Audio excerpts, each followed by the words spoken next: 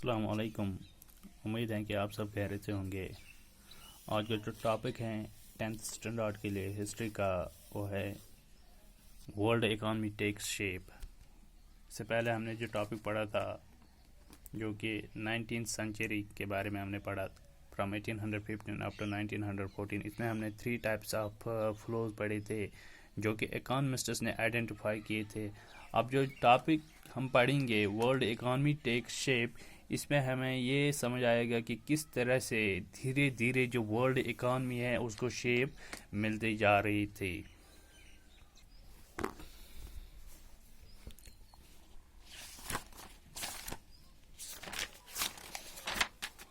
World economy takes shape, तो part first है ये इसका। इसमें हमें पढ़ना है changing pattern of food production and consumption in industrial Europe. कि अब जो पैटर्न है किसका, फूड प्रोडक्शन की जो पैटर्न थी वो चेंज होती जा रही थी और कंजप्शन जो होता था वो भी चेंज होती जा रही थी। लेकिन कहाँ पे, यहाँ पे हम देखते हैं कि मैंने लिखा था इंडस्ट्रियल यूरोप। यहाँ पे आज इंडस्ट्रियल यूरोप की बात करें। गोया कि 19th सेंचुरी की जब हम बात करते हैं तो यूरोप जो था ये शिफ्ट हुआ था, किसकी तरफ होता जा रहा था, इंडस्ट्रियलाइजेशन की तरफ हुआ था। तो ये इंडस्ट्रियल यूरोप बना था 19th सेंचुरी में। तो इसमें हमें ये भी पढ़ना है कि जो मैंने यहाँ पे लिखा था कार्न लॉज, वो भी हमें इसमें पढ़ना है, या इसका क्या इम्पैक्ट रह गया लैंड ग्रुप पे, वो भी हमें इसमें पढ़ना है। इस टॉपिक में मैंने जो यहाँ पे लिखा था ब्रिटिश एग्रीकल्चर वर्सेस इंपोर्ट, तो ये भी इसमें पढ़ना है। गोया कि उस समय अगर बात करेंगे, जो ब्रिटिश एग्रीकल्चर था it was not able to compete with the import, ये इंपोर्ट के साथ मुकाबला नहीं कर सकता था। नतीजा ये निकला, वहाँ पे अनएम्प्लॉयमेंट हुई थी, माइग्रेशन हुई थी। तो ये सब चीज़ें हमें इस टॉपिक में पढ़ना है, जो कि world economy take shape part first है इसका, changing pattern of food production and consumption in industrial Europe. तो ट्रेडिशनली की बात करें तो ट्रेडिशनली में हम ये देखते हैं कि हर एक कंट्री यही सोचते थे कि मैं अपनी कंट्री के लिए खुद जो फूड है वो प्रोड्यूस कर दूंगा। गोया कि जो कंट्रीज ट्रेडिशनल दौर में तो जो कंट्रीज होती थी they like to be self sufficient in food production. जो फूड रिक्वायरमेंट होती हैं that was fulfilled within the country, वो अपनी कंट्री में ही उसको फुलफिल करते थे, तो ट्रेडिशनली में। लेकिन यहाँ पे हम देखते हैं कुछ चेंजेस आए थे 19th सेंचुरी में। This notion was changed in 19th century. गोया कि जो ट्रेडिशनल की बात करते हैं हम, ये चेंज हो गया, but this notion was changed. ये चेंज हुआ था कब, इन 19th सेंचुरी में। ये वाला चेंज हुआ था, ये नोशन कहाँ पे चेंज हुआ, इन ब्रिटेन। ब्रिटेन में ही ये चेंज हुआ था। तो क्यों ब्रिटेन में ये चेंज हुआ था ये नोशन, कि अगर वो पहले फूड प्रोडक्शन करते थे अपने कंट्रीज के लिए, अब ये आस्ता आस्ता चेंज क्यों हुआ, व्हाई इट वाज चेंज्ड, इसके कौन से रीजन थे, इसके कौन से फैक्टर्स थे, जो कि अब ब्रिटेन के जो लोग थे अब ये खेती बाड़ी नहीं करना चाहते थे। तो इसका जब हम कारण देखते हैं, फर्स्टली जो पीपल थे they were not interested in agricultural sector. अब जब धीरे धीरे दिन ब दिन डेवलपमेंट होती जा रही थी टेक्नोलॉजिकल फील्ड में, तो अब जो बरतानिया के जो लोग थे, people were not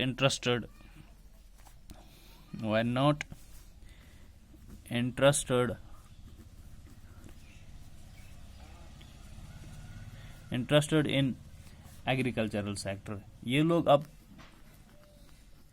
agricultural sector, अब ये इसकी तरफ ध्यान नहीं देते थे, एग्रीकल्चरल सेक्टर की तरफ। ये अदर सेक्टर्स की तरफ ध्यान देने लगे जो कि इनको ज़्यादा स्कोप प्रोवाइड करते थे। तो ब्रिटेन के जो लोग थे अब उन्होंने ये भी बताया कि अब हम खेती बाड़ी भी नहीं करेंगे, हम अदर सेक्टर्स की तरफ ध्यान देंगे। जो वहाँ पे अदर सेक्टर्स है होते हैं वो इनको स्कोप प्रोवाइड करते थे, क्योंकि उन्होंने यही अब सोचा कि जो अदर सेक्टर्स यहाँ पे है प्रोवाइड अदर सेक्टर्स इनको स्कोप प्रोवाइड करते थे। तो तब जाके उन्होंने कहा कि अब हम यहाँ पे खेती बाड़ी नहीं करेंगे। तो अदर जो सेक्टर्स मैंने यहाँ पे लिखा था ये उनको स्कोप प्रोवाइड करते थे।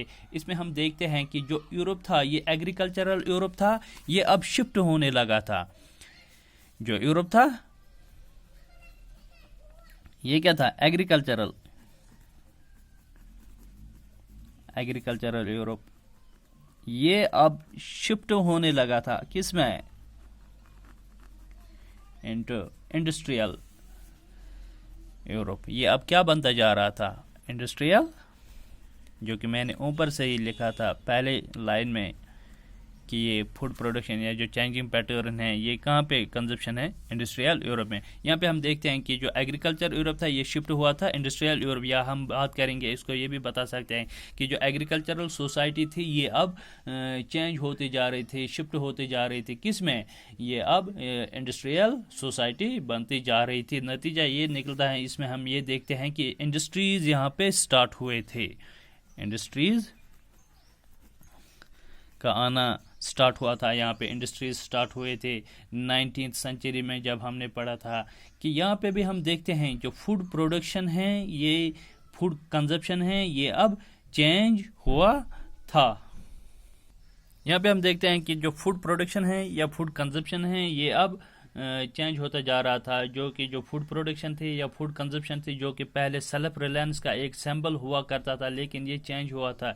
इसके क्या कारण थे, इसके कौन से फैक्टर्स थे कि ये चेंज हुआ था। यूरोप के लोगों ने अब ये खेती बाड़ी करना क्यों छोड़ दिया था, जो कि मैंने पहले बताया कि जो यूरोप है ये अब इंडस्ट्रियल यूरोप बनता जा रहा था। तो फूड प्रोडक्शन या फूड कंजप्शन ये भी चेंज क्यों, इसमें कौन सी चेंजेस आ गए थे, इसके कौन से फैक्टर्स थे जिनकी वजह से इसमें भी चेंजेस आए थे, उसमें उस वक्त की हम बात करेंगे। तो वहाँ जो है पॉपुलेशन की ग्रोथ हुई थी लेट 18th सेंचुरी में। जो पॉपुलेशन थी, पॉपुलेशन दिन ब दिन बढ़ती जा रही थी लेट 18th सेंचुरी में। गोया कि जब पॉपुलेशन इंक्रीज हुई, कहाँ पे पॉपुलेशन इंक्रीज हुई थी यूरोप में, जब पॉपुलेशन इंक्रीज हुई थी यूरोप में, नतीजा ये निकला कि जो डिमांड थी, डिमांड बढ़ गई किसकी, फूड ग्रेन्स की, demand for food grains.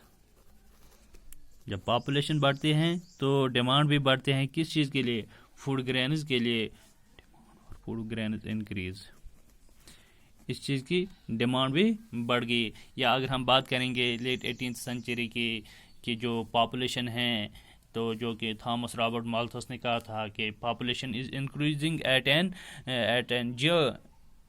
An alarming rate, geometrical ratio से ये पॉपुलेशन बढ़ती जा रही थी। गोया 1:2, 2:4, 4:8, 8:16। वाइल जो फूड प्रोडक्शन थी उस वक्त वो किस रफ्तार से बढ़ती जा रही थी, वो अरिथमेटिकल रेशियो से बढ़ती जा रही थी, 1:2, 2:3, 3:4। अब यहाँ पे हम देखते हैं कि पॉपुलेशन इंक्रीज हुई यूरोप में तो डिमांड भी बढ़ गई किसकी, फूड ग्रेन की। जब पॉपुलेशन इंक्रीज, लोग क्या भूखे बैठेंगे, नहीं, अब इनको खाना के जो अशिया होते हैं, जो कारण होते हैं, उस चीज़ की भी ज़रूरत होती है, तो फूड ग्रेन्स की भी ज़रूरत होती है। इसका इम्पैक्ट बढ़ गया। अब इसका क्या इम्पैक्ट बढ़ गया, जब फूड ग्रेन्स की डिमांड बढ़ गई तो इम्पैक्ट क्या बढ़ता था यहाँ पे, तो यहाँ पे हम देखते हैं कि इम्पैक्ट जो होता है इसका, prices of food grains went up.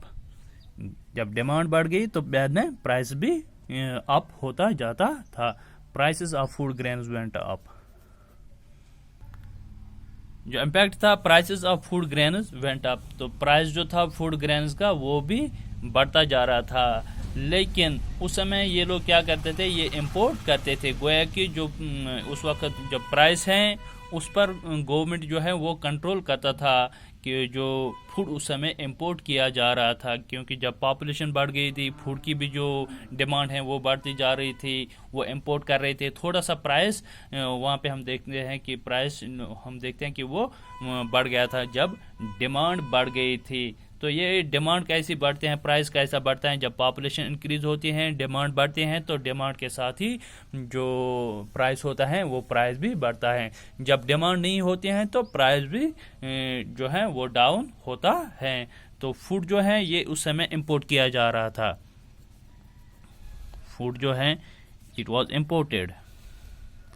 ये इंपोर्ट किया जा रहा था कहाँ से, अदर कंट्री से। जैसे कि हम देखते हैं रशिया से उसको इंपोर्ट किया जा रहा था, अमेरिका से इंपोर्ट किया जा रहा था, ऑस्ट्रेलिया से फूड ग्रेन्स को इंपोर्ट किया जा रहा था। अंग्रेज़ जो हैं ये काफ़ी सोच समझदार थे पहले से ही। उन्होंने ये सोचा कि जो वहाँ पे लैंडेड ग्रुप था, उन्होंने सोचा कि इस वक्त जो है यूरोप की पॉपुलेशन बढ़ती जा रही है, प्राइस जो है फूड प्रोडक्शन या फूड का जो प्राइस है वो भी बढ़ता जा रहा था, तो हमें इस चीज़ का इस मौके का फ़ायदा उठाना चाहिए। जो लैंडेड ग्रुप वहाँ पे थे, लैंडेड ग्रुप, तो लैंडेड ग्रुप ने क्या किया था, they began to pressurise the government. उन्होंने गवर्नमेंट को प्रेशराइज करना स्टार्ट किया था। प्रेशराइज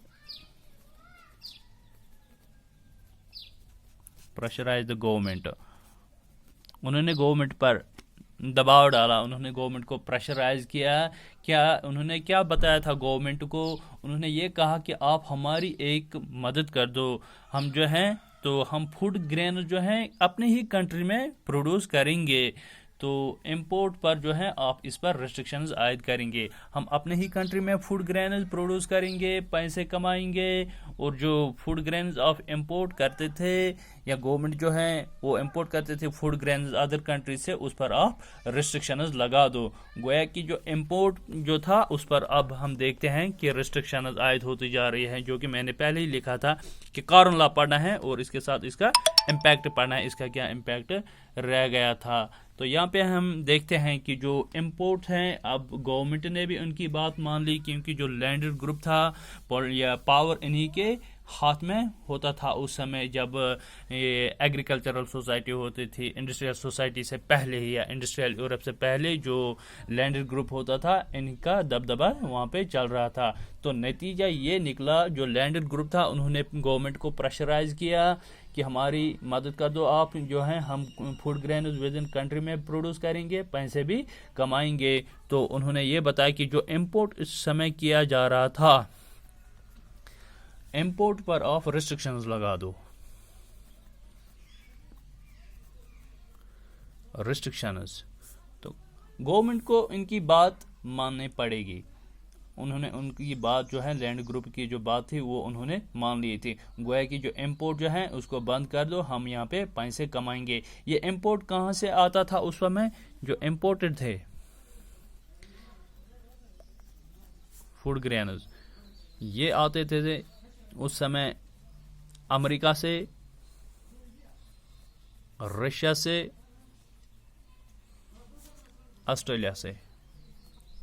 जहाँ पे हमने पहले ही चैप्टर में या पहले टॉपिक में पढ़ा था, वहाँ पे वास्ट लैंड्स अवेलेबल होते थे अमेरिका में। वहाँ पे क्या होते थे, स्लेव्स होते थे, वो फूड ग्रेन्स इंक्रीज करते थे, और बाद में वो वहाँ पे स्लेव्स भी होते थे, तो क्रॉप्स वहाँ पे प्रोडक्शन होती थी, बाद में वो एक्सपोर्ट करते थे लो प्राइसेस में। उस समय गवर्नमेंट जो है वो इंपोर्ट करते थे।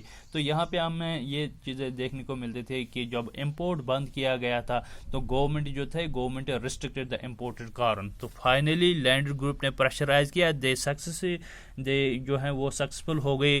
तो गवर्नमेंट जो थी, गवर्नमेंट ने क्या किया था, government restricted the import of corn,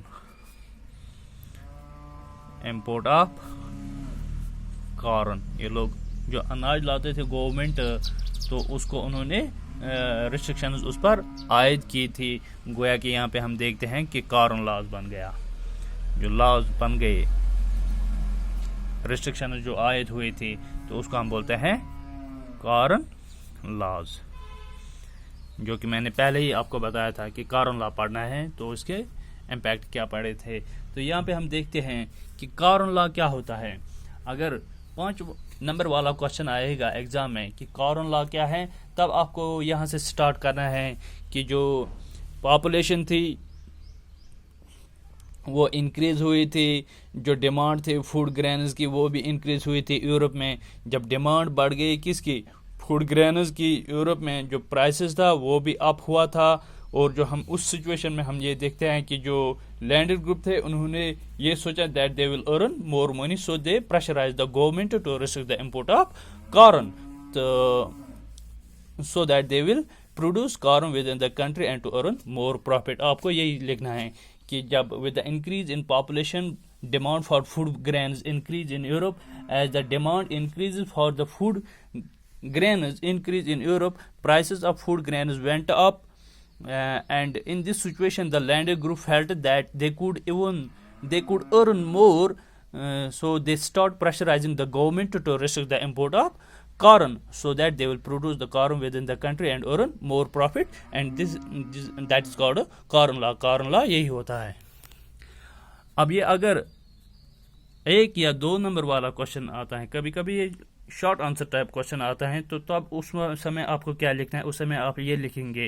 अगर शॉर्ट आंसर टाइप क्वेश्चन आया है तो उस समय आप आंसर में लिखना है कि जो कॉर्न लॉज व tariffs and other trade restriction, ये टैरिफ्स होते थे और ट्रेड रिस्ट्रिक्शंस होते थे जो कि किन पर लगाते थे, इंपोर्टेड फूड ग्रेन्स पर, जो कि इन्फोर्स किए गए थे कहाँ पे, यूनाइटेड किंगडम में बिटवीन 1815 अप टू 1846। तो ये कॉर्न लॉ क्यों उन्होंने बनाए थे, they were designed to keep grain prices high, तो जो ग्रेन प्राइसेस हैं वो हाई हो जाएगा to favour the domestic producers, जो डोमेस्टिक प्रोड्यूसर्स हैं उनको बूस्ट मिलेगा, वो लोग बहुत सारे पैसे कमा सकते हैं। आप ये भी लिख सकते हो corn laws were a series of British laws regarding taxes on corn. तो उन्होंने इसका क्या इम्पैक्ट रह गया कॉर्न लॉ का, it enhanced the profits and political association, political power association with the land ownership.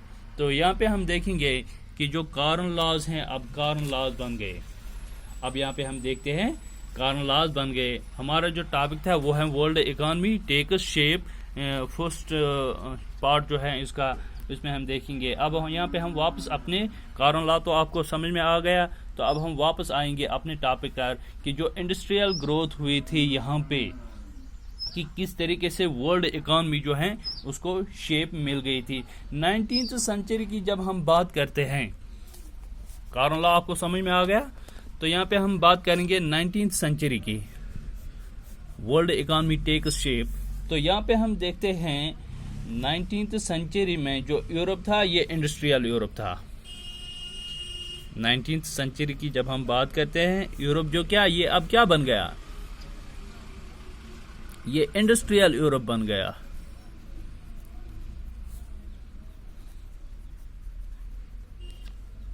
ये इंडस्ट्रियल यूरोप बन गया 19th सेंचुरी में। तो गोया कि उस वक्त क्या हुआ था, इंडस्ट्रीज वायर एमर्जड, जो इंडस्ट्रीज थे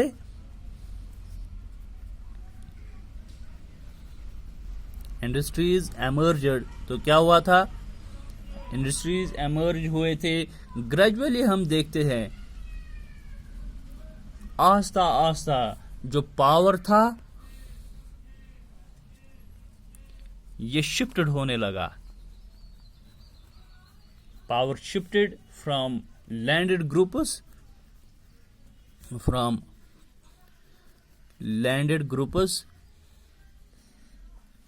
to industrialist group, to industrialist। Power अब शिफ्ट हो गया, कहां से, लैंडेड ग्रुप से ये शिफ्ट हो गया इंडस्ट्रियलिस्ट ग्रुप्स के हाथों में। अब जो है ये पावर आ गया। तो अभी तक यहाँ तक जो कॉर्न लॉ तक हमने जो पढ़ा था कि कॉर्न लॉ से क्या हुआ था, कॉर्न लॉ तक उसमें हमने ये पढ़ा था कि जो पावर था ये उन्हीं के पास होता था, जो लैंडेड ग्रुप्स होते थे। यहाँ पे जो लैंडेड ग्रुप्स वाले बोलते थे गवर्नमेंट को करना पड़ता था। लेकिन अब जब यूरोप चेंज हुआ था, उन्होंने खेती बाड़ी करना छोड़ दिया था, आस्ता आस्ता जो है उन्होंने ये इंडस्ट्रियल यूरोप बन गया, इंडस्ट्रीज वहाँ पे आ गई थी। गोया कि जो पावर था ये अब शिफ्ट हो गया था आस्ता आस्ता from landed groups to industrialist groups. ठीक है, यहाँ तक हमने पढ़ा कि कॉर्न लॉज बन गया। तो कॉर्न लॉ से क्या इफेक्ट्स पड़ गए, जो फूड प्राइसेस थे वो अब इंक्रीज हो गए थे। तो फूड प्राइसेस इंक्रीज हुए थे, जो लैंडेड ग्रुप्स होते थे उन्होंने बहुत सारे पैसे कमाए थे अपने अपने दौर इक़्तिदार में, जिसको जो मर्जी आती है वो करते हैं। लैंडेड ग्रुप्स ने गवर्नमेंट को प्रेशराइज कर दिया, तो उन्होंने कॉर्न लॉज बनाए थे। तो कॉर्न लॉ से जो इफेक्ट्स पड़ गए थे, तो अब हम देखते हैं कॉर्न लॉ के दौरान जो है लोग जो थे ये अनहैप्पी थे, with high food prices. Industrialists या अर्बन डेवलपर्स जो थे, अब उन्होंने आस्ता आस्ता क्या फोर्स किया था कि इस कॉर्न लॉ को एबॉलिश कर दो। अब यहाँ पे हम देखते हैं कि किस तरीके से कब उन्होंने गवर्नमेंट को प्रेशराइज किया। जब ये पॉलिटिकल पावर शिफ्ट हुआ था लैंडर ग्रुप से इंडस्ट्रियलिस्ट ग्रुप्स के इनके हाथ में, जब ये पावर आ गया, तो जो पहले हम देखते हैं जो इंडस्ट्रियलिस्ट थे या अर्बन डेवलपर्स थे, कॉर्न लॉ के दौरान ये अनहैप्पी थे। अनहैप्पी कौन थे? इंडस्ट्रियलिस्ट्स और urban developers. Common people could not afford the food grains at high prices. लोग भी सफर कर रहे थे, लेकिन उस समय जो फायदा मिलता था वो सिर्फ लैंडर ग्रुप्स को मिलता था। यहाँ पे हम देखते हैं कि जो बाकी जो लोग थे, पोर पीपल या इंडस्ट्रियलिस्ट्स या अर्बन डेवलपर्स थे, ये अनहैप्पी थे। क्यों अनहैप्पी थे? With high food prices. Food का जो प्राइसेस था वो बढ़ गया था जब कॉर्न लॉ इम्प्लीमेंट हुआ था 1815 में। तो कॉर्न लॉ इम्प्लीमेंट हुआ था, तो आउटसाइड जो फूड आते थे इंपोर्ट्स पर, उन्होंने अब डायरेक्टली बैन लगाई थी। यहाँ पे हम देखते हैं, यहाँ पे मैंने लिखा अनहैप्पी थे ये लोग। अब जो इंडस्ट्रियलिस्ट थे या अर्बन डेवलपर्स जो थे, उन्होंने फोर्स किया था for the abolition of corn law, कि कॉर्न लॉ को एबॉलिश कर दो। वाई? क्यों उन्होंने गवर्नमेंट को अब फोर्स किया था कि जो कॉर्न लॉ है उसको एबॉलिश कर दो? सपोज कि मैं एक किसान हूँ, सपोज मैं एक इंसान हूँ, मैं दुकानदार के पास जाता हूँ या किसान के पास जाता हूँ अनाज लेने के लिए, वो वहाँ पे मुझे हाई प्राइसेस में अनाज देता है। नतीजा ये निकलता है कि मेरे जेब से बहुत सारे पैसे निकलते थे, और वो किसके पास जाते थे? वो लैंडेड ग्रुप के पास जाते थे, जो प्रोड्यूस करते थे कॉर्न वगैरह, वो प्रोड्यूस करते थे। तो मुझे नुकसान होता था उसमें कि मुझे ये जो कॉर्न है ये महंगे दाम में मिलता था, और जो लैंड ग्रुप्स थे उनको फायदा मिलता था, किसान को फायदा मिलता था। इसी तरह यहाँ पे हम देखते थे कि जो इंडस्ट्रियलिस्ट थे, इंडस्ट्रियलिस्ट खुद प्रोड्यूस नहीं करते थे। जो इंडस्ट्रियलिस्ट थे, इंडस्ट्रियलिस्ट खुद प्रोड्यूस नहीं करते थे क्या? Food grains. Not producing food grains. Industrialist खुद प्रोड्यूस नहीं करते थे फूड ग्रेन्स, उनको खरीदना पड़ता था। तो जाहिर सी बात है, जब इनके जेब से बहुत सारे पैसे निकलते थे तो उनको नुकसान होता था। और जो अर्बन डेवलपर्स, ये भी प्रोड्यूस नहीं करते थे फूड ग्रेन्स को, ये भी प्रोड्यूस नहीं करते थे। तो यहाँ पे ये लोग देखते हैं कि हमारे जेबों से बहुत सारे पैसे निकलते थे, जो कि सिर्फ किन के पास जाते थे? लैंडेड ग्रुप्स के पास। तो पोर पीपल जो थे वो भी अफोर्ड नहीं कर सकते थे कि जो हम खरीदेंगे। प्राइसेस जो हैं फूड ग्रेन्स का जो प्राइस है ये हाई हुआ था। जो गरीब आदमी होता था, अगर वो दिन में 2 बार रोटी खाता था, अब वो उसको दिन में एक ही बार वो खाता था, क्योंकि जो प्राइस है वो उस समय हाई था। अब यहाँ पे हम देखते हैं इंडस्ट्रियलिस्ट्स और अर्बन डेवलपर्स ने फोर्स किया था। उन्होंने इस चीज के लिए फोर्स किया था क्योंकि ये खुद प्रोड्यूस नहीं करते थे, इनके जेब से बहुत सारे पैसे निकलते थे जब ये लोग बाई करते थे, खरीद करते थे। गोया कि दे सफर्ड अ लॉट, इनके जेब से बहुत सारे पैसे निकलते थे, and that is why they forced the government to abolish the corn law. तो बाद में उन्होंने फोर्स किया था, forced the government to abolish the corn law. आप जो है कॉर्न लॉ अबॉलिश कर दो। तो कॉर्न लॉ के जरिए से हमने जो देखा है कि सिर्फ लैंडेड ग्रुप्स को बहुत फायदा मिलता था due to corn law.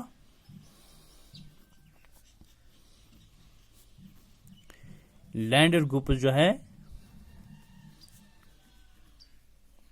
Benefited allot, इनको बहुत फायदा मिला था कॉर्न लॉ के जरिए। अब जब इंडस्ट्रियलिस्ट और अर्बन डेवलपर्स आ गए, अब इनका ये जो है यूरोप चेंज हुआ था, इंडस्ट्रियल यूरोप बन गया, उनका पावर इनके हाथ में आ गया। तो उन्होंने ये बताया कि जो कॉर्न लॉ है, इसको चेंज कर दो। जो हम कहते हैं ना, power tends to government, power जब होता है तो गवर्नमेंट को मानना पड़ता था। पावर टेंड्स टू गवर्नमेंट, जिस तरह हम बोलते हैं power corrupt is the absolute power. And sometimes international level पे हम देखते हैं absolute power corrupt is the power. अब गवर्नमेंट को इनकी बात मानना पड़ेगी यहाँ पे।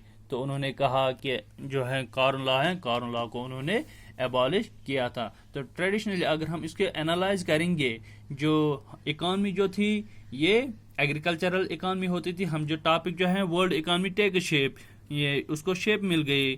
तो वो किस तरीके से, जब फूड प्रोडक्शन जो पैटर्न है उसका चेंज हुआ था, कंजप्शन भी चेंज हुआ था, लेकिन इंडस्ट्रियल यूरोप में ये सब कुछ होता था। यहाँ पे हम देखते हैं इकॉनमी जो थी ये ट्रेडिशनली जो है, ट्रेडिशनली हम देखते हैं ये एग्रीकल्चरल इकॉनमी होती थी। अब ये जो इकॉनमी यहाँ पे होती थी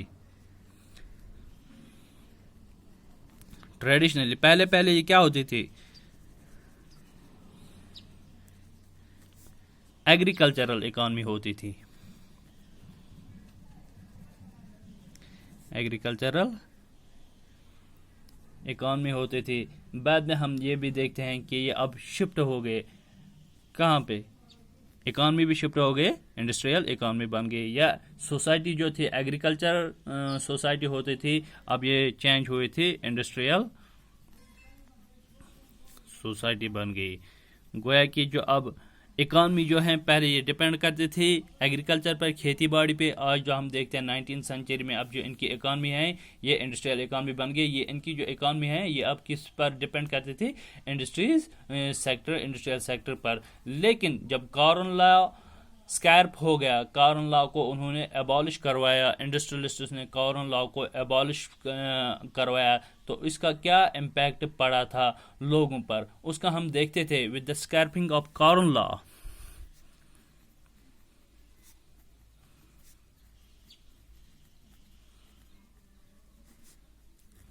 जब कॉर्न लॉ खत्म हुआ था तो इम्पैक्ट किस पर पड़ गया, इसका जो सोसाइटी पर था उस पर इम्पैक्ट, सोसाइटी जो थी उस पर इम्पैक्ट पड़ गया। जो लोग ज़्यादा पैसे कमाते थे उन पर ज़्यादा इम्पैक्ट पड़ गया। पहले हम देखते हैं कॉर्न लॉ के दौरान जो लैंडेड ग्रुप्स होते थे वो ज़्यादा पैसे कमाते थे, तो उन पर इम्पैक्ट पड़ा था।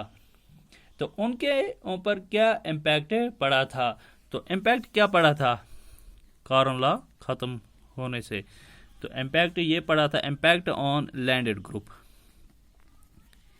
लैंडेड ग्रुप जब कॉर्न लॉ खत्म हुआ था। मैंने पहले लिखा था यहाँ पे कॉर्न लॉ, तो यहाँ पे हमने लिखा इम्पैक्ट ऑन लैंडेड ग्रुप। इसमें हम देखते हैं ब्रिटिश एग्रीकल्चर वर्सेस इंपोर्ट्स। अब वो ही हम यहाँ पे, यहाँ से आगे हम पढ़ेंगे जो इम्पैक्ट था किसका, कॉर्न लॉ खत्म होने का। तो इम्पैक्ट पड़ गया था लैंडेड ग्रुप पर। अब लैंडेड ग्रुप उन पर क्या इम्पैक्ट पड़ गया वो है हम पढ़ेंगे। यहाँ पे हम देखते हैं कि जो इंपोर्ट था, अब इंपोर्ट फिर से स्टार्ट हुआ था। जब कॉर्न लॉ खत्म हुआ, कॉर्न लॉ के जरिए से हम देखते हैं कि जो कंट्री में इंपोर्ट नहीं किया जा रहा था, अदर कंट्री से फूड ग्रेन्स इंपोर्ट नहीं किए जा रहे थे, अब इंपोर्ट फिर से स्टार्ट हुआ था। सपोज ये क्या है यहाँ पे, ए फॉर एप्पल नहीं, ए फॉर अमेरिका। तो यहाँ पे हम देखते हैं ये है बी फॉर बॉय नहीं, बी फॉर ब्रिटेन। ये A for America, B for Britain. यहाँ पे हम देखते हैं कि इंपोर्ट जो है ये स्टार्ट हुआ, अमेरिका एक्सपोर्ट करते हैं, ब्रिटेन इंपोर्ट करता था। यहाँ पे अब इंपोर्ट जो है ये फिर से स्टार्ट हुआ था। अमेरिका से हम देखते हैं कि वो लोग एक्सपोर्ट करते हैं, ब्रिटेन इंपोर्ट करते थे। तो यहाँ पे हम देखते हैं अमेरिका से क्यों ये एक्सपोर्ट करते थे, वहाँ पे वास्ट ट्रैक्स होते थे जो कि लास्ट टॉपिक में हमने पढ़ा था। गोया कि ब्रिटिश एग्रीकल्चर जो है, ब्रिटिश एग्रीकल्चर, तो इट वर्सेस इंपोर्ट, या जो मैंने यहाँ पे लिखा था ब्रिटिश एग्रीकल्चर वर्सेस इंपोर्ट, ये किसके खिलाफ है अब, it worse against import. Import उस समय कहाँ से होता जा रहा था, अमेरिका से ये लोग इंपोर्ट करते थे, रशिया से ये लोग फूड ग्रेन्स इंपोर्ट करते थे, ऑस्ट्रेलिया से।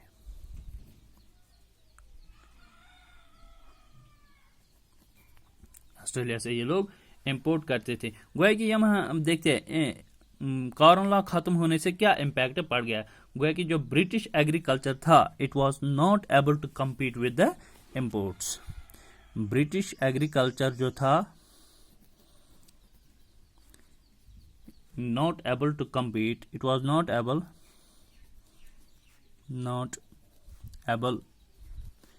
to compete with import। किसके साथ? इंपोर्ट के साथ ये compete नहीं कर सकता था। ब्रिटिश का जो एग्रीकल्चर था, क्यों ये इंपोर्ट के साथ compete नहीं कर सकता था? Because lot of food grains were imported from America, Russia as well as Australia. वहाँ पे हम देखते हैं वास्ट लैंड्स अवेलेबल होते थे, स्लेव्स होते थे वहाँ पे जो कि प्रोडक्शन करते थे, इंक्रीज करते थे। बाद में ये कंट्रीज जो हैं ये एक्सपोर्ट करते थे लो प्राइसेस पर, लो प्राइसेस पर। तो नतीजा ये निकला कि जो लैंडेड ग्रुप था, landed group suffered a lot. जो लैंडेड ग्रुप होता था,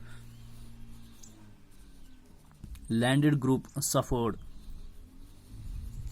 अलॉट, उनको बहुत सफ़र करना पड़ा था। नतीजा ये निकला। तो नतीजा क्या निकला इससे हम देखते हैं कि जो इसका इम्पैक्ट पड़ा था, अनएम्प्लॉयमेंट इंक्रीज हुई थी।